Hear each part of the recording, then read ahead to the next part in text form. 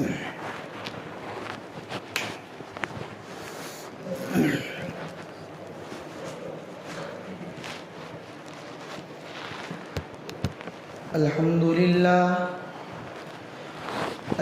لله نحمده ونستعينه ونستغفره ونؤمن به ونتوكل عليه ونعوذ بالله من شرور أنفسنا ومن سيئات أعمالنا من يهده الله فلا مضل له ومن يضلله فلا هادي له ونشهد أن لا إله إلا الله وحده لا شريك له ونشهد أن سيدنا وسندنا ومولانا محمدا عبده ورسوله أما بعد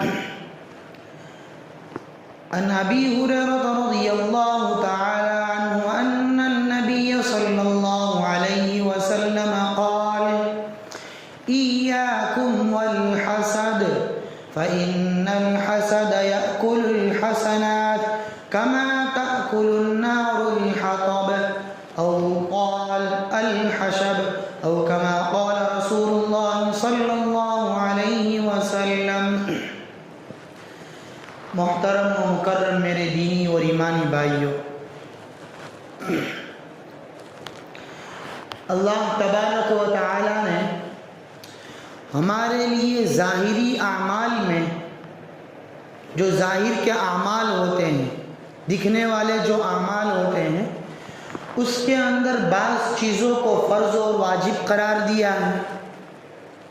اسی طرح ظاہری اعمال میں بعض چیزوں کو گناہ اور حرام قرار دیا ہے.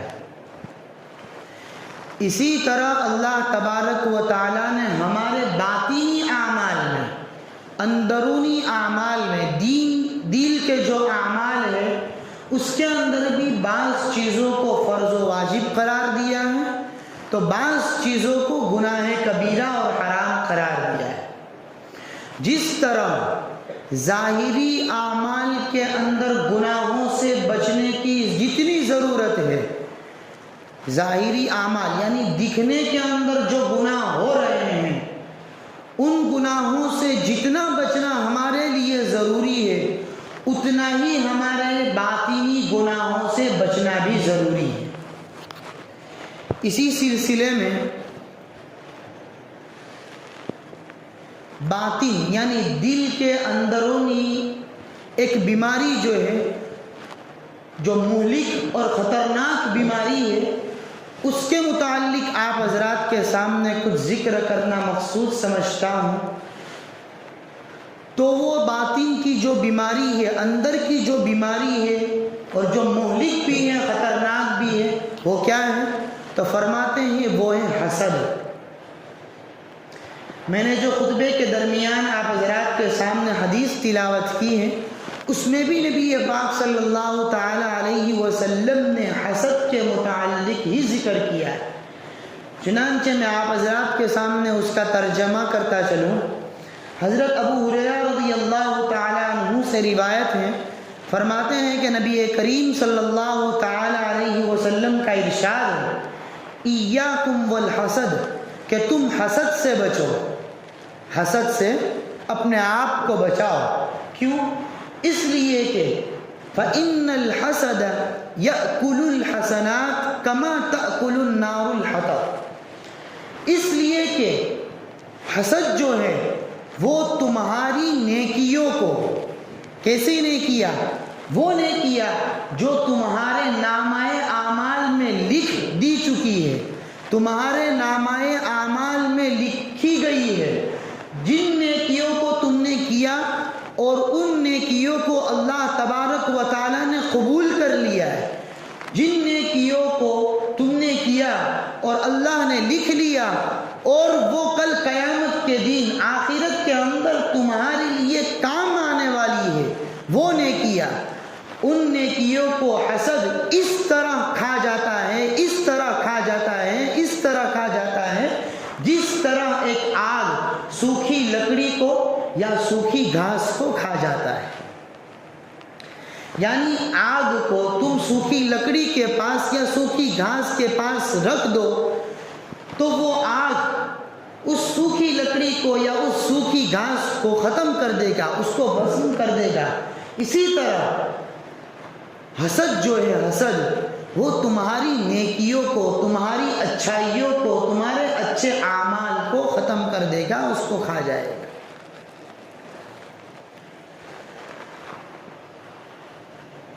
محترم دوستو، بزرگوں، آج ہم اپنے ماحول میں، اپنے معاشرے میں، اپنے مسلم برادری میں، اپنی سوسائٹی کے اندر دیکھنے جائے تو ہمارے ہی معاشرے کے اندر یہ حسد کی جو بیماری ہے وہ ہر جگہ پھیلی ہوئی اور چھائی ہوئی ہے۔ ہم مسلمانوں کے دلوں کے اندر یہ حسد کی بیماری گھس چکی ہے، غرق کر چکی ہے۔ اب حسد کی حقیقت کیا ہے؟ حسد جو ہے اس کی حقیقت کیا ہے؟ کس وجہ سے حسد پیدا ہوتا ہے؟ تو سب سے پہلے میں آپ کو حسد کی حقیقت بتلاتا چلوں کہ حسد کی حقیقت یہ ہے کہ ایک شخص دیکھ رہا ہے کہ دوسرے شخص کو اللہ تبارک و تعالیٰ نے کوئی نعمت عطا کی ہے، چاہے وہ دنیا کے اعتبار سے نعمت ہو، چاہے وہ دین کے اعتبار سے نعمت ہو، جس طرح کی بھی نعمت ہو وہ اللہ تبارک و تعالیٰ نے کسی شخص کو عطا کی ہے۔ تو یہ دوسرا جو شخص ہے اس نعمت کو دیکھ کر اپنے اندر جلن محسوس کر رہا ہے، اپنے اندر کڑن محسوس کر رہا ہے، اور دل کے اندر یہ خواہش کر رہا ہے کہ وہ نعمت اس کو کیوں ملی، اس سے وہ نعمت کس طرح چھین لی جائے۔ وہ ہے حسد کی حقیقت۔ یعنی اللہ تبارک و تعالیٰ نے کسی اپنے بندے کو مال و دولت سے نوازا ہے، کسی اپنے بندے کو تندرستی سے، صحت سے، عافیت سے نوازا ہے، کسی اپنے بندے کو عزت سے، شہرت سے، منصب سے، مقام سے نوازا ہے، کسی اپنے بندے کو علم سے نوازا ہے۔ اب دوسرا شخص ان ساری نعمتوں کو دیکھ کر اپنے اندر یہ جلن اور اپنے اندر یہ کڑن محسوس کر رہا ہے، اور دل کے اندر یہ خواہش کر رہا ہے کہ اس کو وہ نعمت کیوں ملی اور اس سے وہ نعمت چھین لی جائے، تو یہ بہتر سمجھ رہا ہے۔ اب جس شخص کو اللہ تبارک و تعالیٰ نے نعمت عطا کی ہے، اس شخص کی اگر اس شخص کی طرف، اس شخص کے بارے میں کوئی خلاف اور اس کے مخالف کوئی بات اگر اس کو ملتی ہے تو یہ خوش ہو رہا ہے، اور اس کی ترقی اور اس کے اندر اس کی نعمت میں اضافہ ہو رہا ہے، تو یہ شخص اپنے اندر رنج اور غم کو، تکلیف کے اندر اپنے آپ کو مبتلا کر رہا ہے۔ یہ ہے حسد۔ اب دل کے اندر حسد پیدا کیوں ہو رہا ہے؟ اس کی کیا وجہ ہے؟ اس کا کیا سبب ہے؟ تو اس کے دو سبب بیان فرمائے ہیں۔ ایک تو اپنے دل کے اندر حسد پیدا ہونے کا سبب یہ بیان فرمایا ہے کہ انسان کو مال سے، دولت سے اور مقام اور منصب سے کیا ہے کہ محبت ہوتی ہے۔ اس مال اور دولت اور اس منصب اور اس مقام کی وجہ سے کیا ہے کہ انسان کے دل کے اندر کیا ہے کہ حسد پیدا ہوتا ہے۔ کسی دوسرے کے پاس مال اور دولت نظر آیا تو اس کے اندر حسد پیدا ہوا۔ کوئی شخص کسی منصب کے اوپر فائز ہے تو اس کے دل کے اندر حسد پیدا ہوا۔ ایک سبب یہ بیان فرمایا۔ دوسرا حسد اپنے دل کے اندر پیدا ہونے کا یہ بیان فرمایا کہ ہمیں کسی شخص سے بغض ہے، کسی شخص سے کینہ ہے۔ اس بغض اور اس کینے کی وجہ سے ہمارے اندر اس کے بارے میں حسد پیدا ہو۔ دو چیزوں کی وجہ سے حسد ہمارے اندر پیدا ہو۔ جو آج کل ہم ہر مسلمان کے اندر دیکھنے جائے تو ہم خود اپنے آپ کا جائزہ لیں، اپنے آپ کی دل کا ہم اپنے گریبان کے اندر منہ ڈالیں تو پتہ چلتا ہے کہ ہمارے اندر یہ حسد جو ہے وہ کوٹ کوٹ کر بھرا ہوا ہے۔ اس کے باوجود بھی ہمیں اس گناہ کبیرہ کی طرف توجہ اور دھیان اور اس کا خیال نہیں ہے۔ مسلمان ہے جس کو اللہ تبارک و تعالیٰ نے کئی باغات سے کئی زمینوں سے نوازا ہے، تو ہم یہ دیکھ نہیں سکتے بلکہ ہم اس کو اس نعمت کو چھین لینے کی فکر میں پڑتے ہیں کہ اس سے یہ باغات کس طرح سے ہٹ جائے، اس سے وہ زمین کس طرح سے چھین لی جائے، اس کی فکر میں لگ کر ہم اپنا نقصان اٹھا کر اپنے آپ کو برباد کر کر بھی کیا ہے کہ اس کو پیچھے کرنے کی کوشش میں لگے رہتے ہیں۔ کسی کو اللہ تبارک و تعالیٰ نے کوئی مقام اور منصب عطا کیا ہے تو اس کے خلاف لوگوں کے درمیان ہم اس کے خلاف بات چیت کر کے اس کے بھڑکاؤ میں ہم آ کر لوگوں کے درمیان بات پھیلا کر اس کو اس منصب سے ہٹانے کی فکر میں لگے رہتے ہیں۔ کسی کو اللہ تبارک و تعالیٰ نے علم سے نوازا ہے تو اس کو ہم علم سے ہٹانے کے لیے اس کی برائی اور اس کی بدنامی اور اس کی ایران تران کی باتیں کر کے اس کو اس منصب سے علم والے منصب سے ہٹانے کی فکر میں لگے رہتے ہیں۔ آج یہ ہم مسلمانوں کے اندر پایا جاتا ہے۔ ایک لطیفہ آپ حضرات کے سامنے بتلاتا چلوں، وہ مسلمان کی حقیقت پر عکاسی کر رہا ہے، مسلمان کی حقیقت پر عکاسی کر رہا ہے۔ کیا لطیفہ ہے؟ وہ لطیفہ یہ ہے کہ ایک صاحب نے ایک خواب دیکھا خواب میں کہ جہنم کے 3 طبقے ہیں، ایک طبقے کے اندر یہودی ہے، ایک طبقے کے اندر عیسائی ہے اور ایک طبقے کے اندر مسلمان ہے۔ اب اس خواب دیکھنے والے نے دیکھا کہ یہودی کے طبقے کے اوپر جو کھڑا ہے تو ایک فرشتہ ہے، عیسائی کے طبقے کے اوپر دیکھا تو وہاں پر بھی ایک فرشتہ ہے، مسلمان کے طبقے کے اوپر دیکھا تو وہاں کوئی فرشتہ موجود نہیں ہے۔ چنانچہ اس خواب دیکھنے والے شخص نے کہا کہ یہ جو یہودی کے طبقے کے اوپر، جہنم کے اس طبقے کے اوپر جو فرشتہ کھڑا ہے تو وہ کیوں کھڑا ہے؟ تو فرمایا کہ وہ یہودی جو ہے وہ جہنم کے اس طبقے سے باہر نکلنے کی کوشش کر رہے ہیں، تو وہ فرشتہ جو اوپر کھڑا ہے وہ اس کو دھکے مار کر اسی طبقے کے اندر واپس پھینک دیتے ہیں اور اس کو کہتے ہیں کہ یہاں پر ہی تم کھڑے رہو۔ اسی طرح عیسائی جو ہے اس کے طبقے کے اوپر بھی کیا ہے کہ فرشتہ کھڑا ہے، وہ بھی باہر نکلنے کی کوشش کر رہے ہیں، تو وہ فرشتہ اس کو بھی دھکے مار کر اندر ہی ٹھہرے رہنے کو کہہ رہے ہیں کہ یہاں خاموش رہو اور یہاں ہی پڑے رہو۔ اب وہ خواب دیکھنے والا کہہ رہا ہے کہ مسلمان کا جو جہنم کا طبقہ ہے اس کے اوپر کوئی فرشتہ نہیں ہے، ہو سکتا ہے مسلمان بڑے سنجیدہ قسم کے ہیں، بزرگ قسم کے ہیں، وہ اپنے آپ کو جہنم کے اندر پڑے رہنے کو اچھا سمجھ رہے، اس لیے فرشتوں کو وہاں کھڑا رہنا اور ڈیوٹی پہ کھڑا رہنے کو مناسب نہیں سمجھا۔ تو وہ خواب دیکھنے والا جو شخص ہے اس کو جواب میں یہ کہا جا رہا ہے کہ نہیں، اس وجہ سے نہیں، بلکہ اس وجہ سے وہاں فرشتے کو کھڑے رہنے کی اور کھڑے رکھنے کی ضرورت نہیں پڑی کہ جب بھی کوئی مسلمان اس جہنم کے طبقے سے باہر نکلنے کی کوشش کر رہا ہے تو دوسرا مسلمان اس کی ٹانگ کھینچ کر اس کو واپس اندر کھینچ رہا ہے۔ جب بھی کوئی مسلمان اس جہنم سے نکلنے کی کوشش کر رہا ہے تو دوسرا اندر رہنے والا مسلمان اسے واپس اس کی ٹانگ کھینچ کر اندر ہی کھینچنے کی کوشش کر رہا ہے۔ آج میرے پیارو عزیزو، ہم مسلمان کا حال ایسا ہی ہے۔ آج ہم مسلمان اپنے دوسرے مسلمان کو آگے بڑھنے دینے نہیں دے رہے، آج ہم اپنے مسلمان کی ترقی کو ہم نہیں دیکھ رہے، ہم اپنے مسلمان کی عزت کو نہیں دیکھ رہے، آج ہم مسلمان اپنے خود کی بربادی کر رہے ہیں، اپنے آپ کو ذلیل و رسوا اپنے ہی ہاتھوں سے ہم کر رہے ہیں، پھر اللہ تبارک و تعالیٰ کو ہمارے اوپر عذاب دینے کی کیا ضرورت ہے؟ اللہ تبارک و تعالیٰ دیکھ رہا ہے کہ مسلمان آپس ہی کے اندر غیبت سے، کینہ سے، بغض سے، عداوت سے، حسد سے لڑتے رہے، جھگڑتے رہے ہیں، اور خود مسلمان کیا ہے کہ رنج میں، تکلیف میں، مصیبت کے اندر، پریشانی کے اندر ہے، پھر کیا ہے ان کے اوپر عذاب ڈالنے کی ضرورت؟ اس لیے میرے پیارو عزیزو، یہ جو حسد کی جو بیماری ہمارے اندر جو پائی جا رہی ہے وہ بہت مہلک اور بہت خطرناک بیماری ہے۔ اس بیماری سے ہمیں اپنے آپ کو بچانے کی ضرورت ہے، اس بیماری سے ہمیں اپنے آپ کو بچانے کی ضرورت ہے۔ اس کے کئی سارے علاج ہیں، اس کو بھی ہم پڑھیں اور اس کو بھی سنیں اور اپنے آپ کو اس بیماری سے بچائیں۔ ایک صحابی کا واقعہ آپ حضرات کے سامنے بتلاتا چلوں. حضرت عبداللہ ابن عمرو ابن عاص رضی اللہ تعالی عنہ فرما رہے ہیں کہ ایک مرتبہ ہم نبی پاک صلی اللہ علیہ وسلم کی خدمت میں مسجد نبوی کے اندر بیٹھے ہوئے تھے.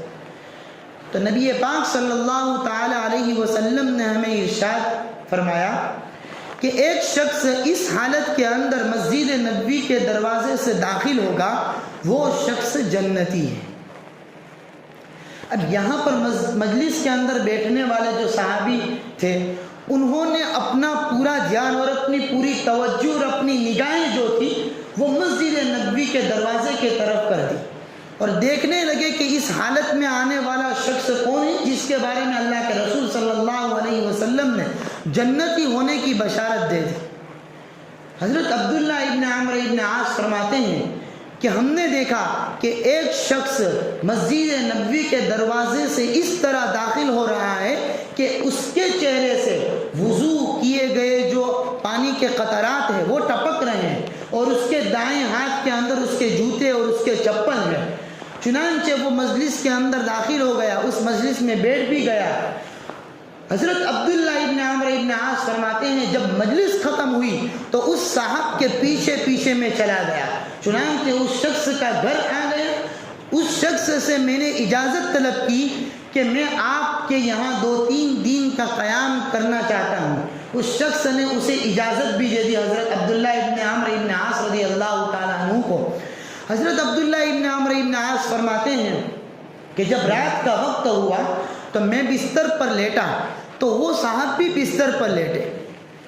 میں نے دیکھا، میں جاگتا رہا اپنے بستر پر، لیکن وہ جو شخص تھا، وہ جو صاحب تھے، وہ تو آرام کرنے لگے، سو گئے. پوری رات ہو گئی، میں نے دیکھا کہ وہ نہ تہجد کے لیے اٹھے، وہ نہ ذکر و اذکار کے لیے اٹھے، نہ کوئی نفلی نماز کے لیے اٹھے، نہ کوئی قرآن کریم کی تلاوت کے لیے رات کو اٹھے. میں نے دیکھا کہ جب فجر کا وقت ہوا تو وہ نماز کے لیے اٹھے، میں بھی ان کے ساتھ نماز کے لیے چلا گیا. چنانچہ پورا دن بھی میں اس کے ساتھ رہا، اس کے اعمال کو دیکھتا رہا. میں نے اس کے اندر کوئی ایسا عمل نہیں پایا کہ جس کو میں اپنے سے الگ سمجھوں، یعنی میں اس عمل کو نہ کرتا ہوں. چنانچہ وہ فرض نماز جو تھی اس کو پڑھتا ہے، واجبات جو تھے اس کو ادا کر رہا ہے. اس کے علاوہ نہ کوئی وہ ذکر و اذکار کر رہا ہے، نہ نفلی نماز پڑھ رہا ہے، نہ چاشت پڑھ رہا ہے، نہ اشراق، کوئی دوسری نماز وغیرہ کوئی دوسری عبادت نہیں کر رہا. اسی طرح میرے 2-3 دن وہاں ہو گئے. آخر میں نے اس شخص سے کہا کہ میرے یہاں آنے کا اصل مقصد یہ تھا کہ نبی پاک صلی اللہ تعالی علیہ وسلم نے مسجد نبوی کے اندر اس وقت آپ کے متعلق جنتی ہونے کی ہمیں بشارت دی. اس وجہ سے میں آپ کے گھر آیا کہ میں آپ کو دیکھوں کہ آپ کون سا ایسا عمل کر رہے ہیں جس عمل کو ہم لوگ نہیں کر رہے. اس صاحب نے کہا کہ یہ تو میرے لیے خوشی اور خوش قسمتی کی بات ہے کہ نبی پاک صلی اللہ تعالی علیہ وسلم نے میرے لیے جنت کی خوشخبری دی اور اللہ تبارک و تعالیٰ نے مجھے یہ مقام عطا فرمایا. میرا کوئی خاص عمل تو نہیں ہے، ہاں اتنا ضرور ہے کہ کبھی بھی میرے دل کے اندر کسی کے بارے میں حسد اور کسی کے بارے میں کینہ نہیں آیا. میرے دل کے اندر کبھی بھی کسی دوسرے شخص کے متعلق حسد اور کینہ کبھی بھی میرے دل کے اندر نہیں آیا. میرے پیارو عزیزو، ایک صحابی رضی اللہ تعالی عنہ جس کے بارے میں حدیثوں کے اندر آتا ہے کہ وہ حضرت سعد بن ابی وقاص رضی اللہ تعالی عنہ تھے، جو عشرہ مبشرہ یعنی جن 10 صحابی رضی اللہ تعالی عنہ کو جنت کی خوشخبری دنیا کے اندر عطا کی گئی تھی، ان میں سے وہ صحابی رضی اللہ تعالی عنہ تھے. ذرا آپ غور فرمائیں کہ ان کے جو دوسرے اعمال ہیں، فرائض واجبات ہے، نماز، روزہ، زکوٰۃ، ان کو اللہ تبارک و تعالیٰ نے نہیں دیکھا، بلکہ اللہ تبارک و تعالیٰ نے اس کے باطن کے جو اعمال تھے، حسد کی جو ایک بیماری جو ہمارے اندر پائی جا رہی ہے اس کو دیکھا. وہ اس صحابی رضی اللہ تعالیٰ عنہ کے اندر نہیں پائی جا رہی ہے، کبھی بھی اس کے اندر وہ حسد کی اور اس کینہ کی بیماری نہیں تھی. اللہ کے رسول صلی اللہ تعالیٰ علیہ وسلم نے دنیا ہی کے اندر اس صحابی رضی اللہ تعالیٰ عنہ کو جنت کا سرٹیفکیٹ عطا فرما دی.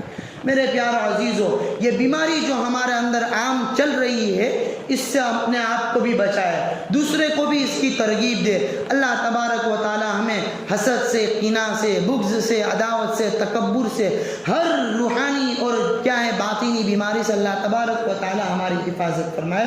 وآخر دعوانا الحمد للہ رب العالمین۔